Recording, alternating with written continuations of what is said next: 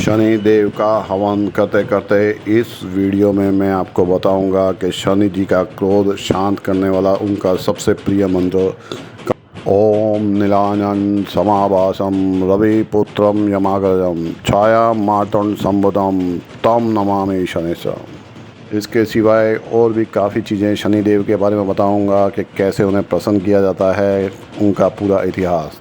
पहले नोट कर लें, अगला हवन जिसमें आप आ सकते हैं वो है 8 मई को, जब है गंगा सप्तमी, भानु सप्तमी और साथ में पुष्य नक्षत्र भी। उसके बाद में दूसरा हवन है 22 मई को, तब भी है भानु सप्तमी। कई बार पूरे साल भानु सप्तमी नहीं आती, लेकिन इस बार महीने में 2 बार भानु सप्तमी आ रही है। दोनों दिन रविवार के ही हैं और इस तरह के बहुत सारे हवन होते हैं इस मंदिर। हर महीने कोई ना कोई नया हवन होता ही रहता है। तो महाराज का और भरत भाई का नंबर नोट कर लें। तो किसी भी मंत्र का अगर मतलब मालूम हो तो उसके प्रति श्रद्धा भी बढ़ जाती है, उसका प्रभाव भी बढ़ जाता है, उसका फल भी शीघ्र मिलता है। तो मंत्र समझते हैं। ओम नीलांजन समाभासम रविपुत्रम यमाग्रजम छाया मार्तंड संबुधम तम नमामि शनिश्चरम। तो चलिए पहले कुछ आहुतियाँ सुन लेते हैं, उसके बाद में मैं आपको मंत्र का मतलब समझाता हूँ। ओम नीलांजन समाभासम रविपुत्रम यमाग्रजम छाया मार्तंड संबुधम तम नमामि शनिश्चरम स्वाहा। ओम नीलांजन समाभासम रविपुत्रम यमाग्रजम छाया मार्तंड संबुधम तम नमामि शनिश्चरम स्वाहा। ओम नीलांजन समाभासम रविपुत्रम यमाग्रजम छाया मार्तंड संबुधम तम नमामि शनिश्चरम स्वाहा। ओम नीलांजन समाभासम रविपुत्रम यमाग्रजम छाया मार्तंड संबुधम तम नमामि शनिश्चरम स्वाहा। ओम नीलांजन समाभासम रविपुत्रम यमाग्रजम छाया मार्तंड संबुधम तम नमामि शनिश्चरम स्वाहा। ओम नीलांजन समाभासम रविपुत्रम यमाग्रजम छाया मार्तंड संबुधम तम नमामि शनिश्चरम स्वाहा। ओम नीलांजन समाभासम रविपुत्रम यमाग्रजम छाया मार्तंड संबुधम तम नमामि शनिश्चरम स्वाहा। ओम नीलांजन समाभासम रविपुत्रम यमाग्रजम छाया मार्तंड संबुधम तम नमामि शनिश्चरम स्वाहा। ओम नीलांजन समाभासम रविपुत्रम यमाग्रजम छाया मार्तंड संबुधम तम नमामि शनिश्चरम स्वाहा।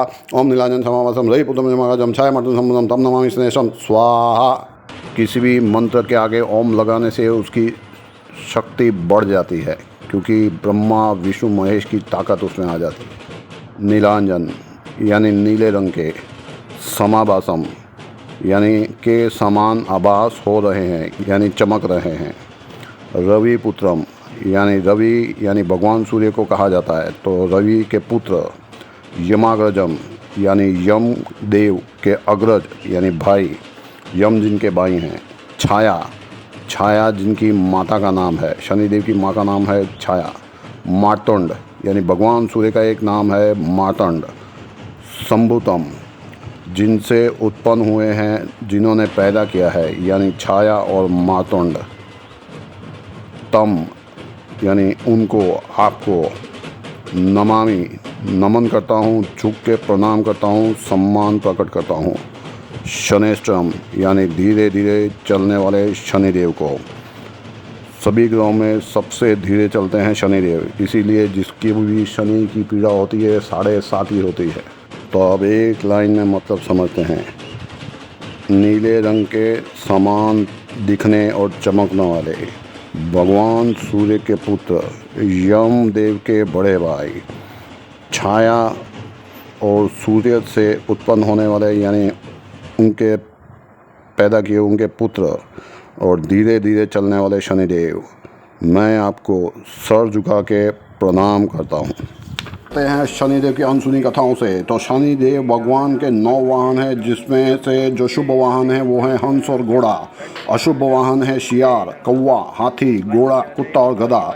लेकिन मध्यम फल देने वाले हैं भैंसा, और अधिकतर मूर्तियों में आपको भैंस की सवारी पे ही दिखेंगे भगवान शनिदेव। खुद महादेव ने शनिदेव को न्याय का देवता बनाया। लोग शनिदेव को क्रोधित देव कहते हैं और क्रूर ग्रह मानते हैं।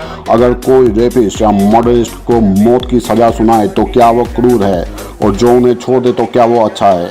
हमारे छोटे से छोटे पाप का दंड और छोटे से छोटे अच्छे कर्मों का फल देने का काम महादेव ने शनिदेव के हाथ में दिया है, तो वो क्रूर कैसे हो गए? जीवन में बस एक चीज़ याद रखना कि कोई भी छोटा सा पाप किया तो उसका फल 33 करोड़ जन्मों तक भुगतना पड़ेगा। क्योंकि कुछ ग्रह राशि में 1 महीना रहते हैं, 6 महीना रहते हैं, 1 साल रहते हैं, पर शनिदेव ढैया यानी 2.5 साल, और जिसे 7.5 ही लगती है तो 7.5 साल तक रहते हैं। तो बुरे और अच्छे कर्मों का फल 7.5 साल तक भुगतने पड़ेंगे। उन्होंने महादेव, राम, रावण, शिव भक्त पांडव, गणेश, सत्यवती, हरिश्चंद्र, उज्जैन के राजा को नहीं छोड़ा, तो हम लोगों को क्यों छोड़ेंगे? शनिदेव की क्रूर दृष्टि का समय जब आया और जब 7:30 लगी तो भगवान गणेश जी का सर कट गया। महादेव को गुफा में छुप कर बैठना पड़ा। भगवान राम की पत्नी का हरण हुआ और उन्हें वनवास हुआ। शिव भक्त पांडवों की पत्नी का चीरहरण हुआ और उन्हें भी वनवास हुआ। महादेव भक्त सबसे बड़े भक्त रावण के पूरे कुल का विनाश हो गया। सत्यवादी हरिश्चंद्र को अपनी पत्नी को बेचना पड़ा और बच्चे को भी बेचना पड़ा। उज्जैन के राजा विक्रमादित्य पे चोरी का आरोप लगा और उनके हाथ पैर कटवा दिए। राजा नल का बुरा समय आया तो खाने के लिए उन्होंने एक मछली पकड़ी जो मर चुकी थी, उसे भुना और फिर भी वो पानी में कूद गई। कहने का मतलब है कि अगर शनिदेव क्रोधित हुए तो बना बनाया काम भी बिगड़ जाएगा। ये सारी कथाएं मैं आपको पूर्ण रूप से सुना रहा, लेकिन सबसे पहले आप ही ये वीडियो छोड़ के भाग जाते हैं क्योंकि आपके पास समय नहीं है। तो चलिए शॉर्ट में कथा आगे की शुरू करते हैं। तो बात शुरू करते हैं भगवान शनि के परिवार की। भगवान सूर्य के पुत्र हैं। भाई उनका यम है, यमराज। बहन यमुना नदी और तापी नदी हैं। अश्विनी कुमार भी उनके 2 भाई हैं जो 2 घोड़े के रूप में हैं। महाभारत का कर्ण भी उनका भाई है और उनकी माँ का नाम है छाया, उनकी बड़ी माँ का नाम है संध्या। शनिदेव का मंत्र है ओम शनैश्चराय नमः। दूसरा मंत्र है ओम श्री शनैश्चराय नमः। तीसरा मंत्र है ओम प्राम प्रीम प्रौम सह शनैश्चराय नमः। भगवान शनिदेव की अपने पिता सूर्य से नहीं बनती थी। कुंडली में भी इनका प्रभाव दिखता है। सूर्य देव की पहली पत्नी संध्या जो विश्वामित्र जी की बेटी थी कि 2 पुत्र यमुना और यम हैं। सूर्य देव का ताप संध्या जी से सहन नहीं हुआ तो उन्होंने अपनी एक छाया बनाई और उन्हें सूर्य देव के पास छोड़कर खुद चली गई। अब छाया यानी शैडो, उनसे 2 बच्चे हुए। एक थी तापी नदी और दूसरे थे शनिदेव। पर सूर्य देव को नहीं मालूम था तो उन्हें शक हुआ कि सूर्य खुद गोरे थे और शनि काले क्यों हैं। तो शक हुआ तो उन्होंने छाया और शनिदेव को त्याग कर दिया। इसीलिए शनि और सूर्य की नहीं बनती। एक बार सूर्य तो शनि जी को चला लेते हैं लेकिन शनि जी नहीं चलाते। दूसरी कथा, एक बार हनुमान जी से युद्ध हुआ तो शनिदेव हार गए। लात में दर्द हुई, हनुमान जी से माफ़ी मांगी तो हनुमान जी ने तेल लगाया तो आराम मिला शनिदेव को। तो जो हनुमान जी की पूजा करेगा और शनिदेव को तेल चढ़ाएगा, काला कपड़ा चढ़ाएगा और लोहा चढ़ाएगा तो शनिदेव ने वरदान दिया कि शनि उनके ऊपर प्रसन्न होंगे और उनके ऊपर ज़्यादा बुरा प्रभाव नहीं होगा। तीसरी कथा, क्रोधी स्वभाव के थे शनिदेव। भूख लगी तो उन्होंने छाया नहीं लेकिन उनकी जो दूसरी माँ थी संध्या माँ से खाना मांगा। माँ खाना लाने में लेट हो गई। उन्होंने अपने बच्चे यम और यमुना को खाना खिला रही थी तो गुस्से में आकर शनिदेव ने संध्या को लात मार दी तो माँ ने श्राप दिया कि उनकी टांग टूट जाएगी। तब शनिदेव काशी में आकर तपस्या की तो उन्होंने कहा कि टांग टूटेगी तो नहीं लेकिन टांग में दर्द रहेगा, टांग टेढ़ी हो जाएगी। तो शनि सबसे धीरे चलने वाले ग्रह हैं ढैया और 7.5 साल तक आगे बता चुका हूँ। तो लंबे समय तक दंड और अच्छा फल देते हैं कुंडली में। तो इसीलिए काशी के भी शनिदेव मंदिर में जाइए, उन्हें वहाँ शांति मिली थी तो आपको भी शनि के प्रकोप से शांति मिलेगी। अगली कथा, शनिदेव की शादी नहीं करना चाहते थे पर पिता सूर्य की इच्छा पूरी करने के लिए उन्होंने शादी की। तो उनकी पत्नी ने 19 साल तक उनकी सेवा की और एक दिन शनिदेव तपस्या में बैठे थे तो पत्नी ने बच्चे की छप पकड़ की और शनिदेव क्रोधित हो गए। तब से उठकर तो पत्नी ने उनको श्राप दे दिया क्योंकि शनिदेव ने उनकी तरफ देखा तक नहीं था।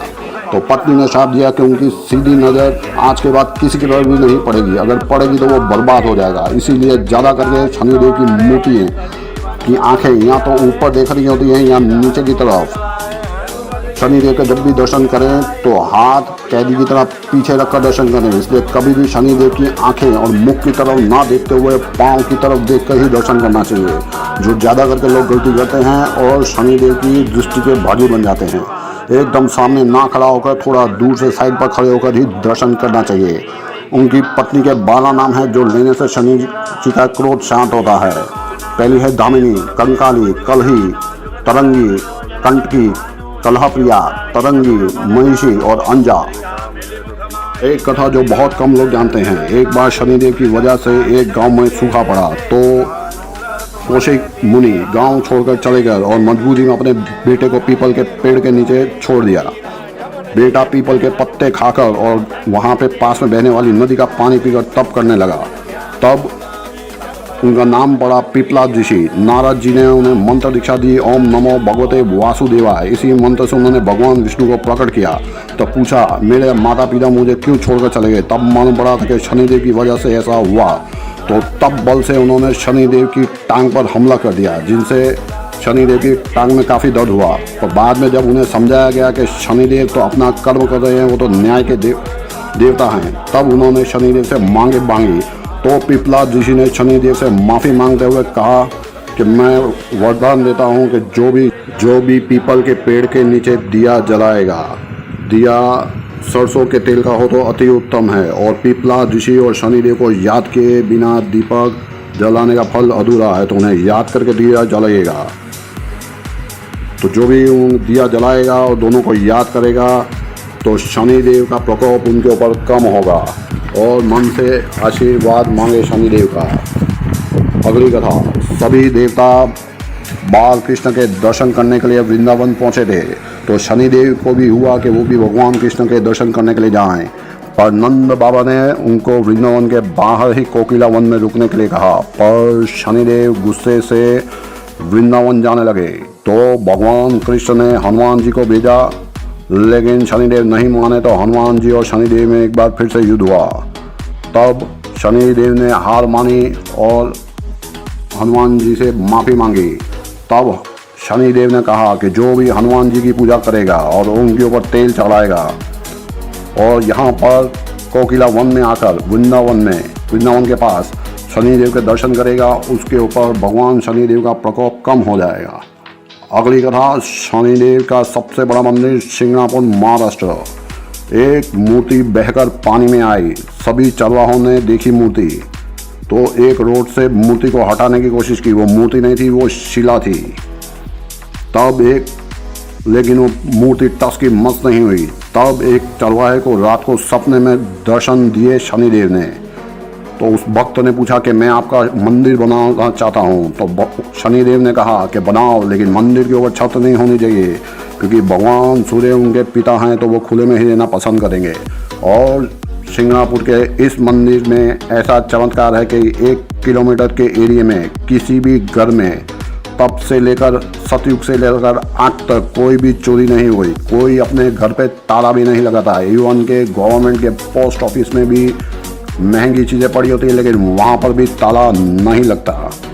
और आज तक कोई चोरी नहीं हुई और कोई गुनाह नहीं होते, क्योंकि लोग शनिदेव के प्रकोप से डरते हैं। शनि को शांत करने के उपाय की बात करते हैं। तो शनि कथा जो भी मैंने आपको सुनाई, शनि कथा सुने, हो सके तो हर शनिवार को, नहीं तो शनिवार की अमावस के दिन या शनि जयंती के दिन शनि चालीसा पढ़ें, शनि जी की आरती गाएं, पिपला स्तोत्र पढ़ें, चींटियों का आटा खिलाएं, शनिवार का उपवास करें।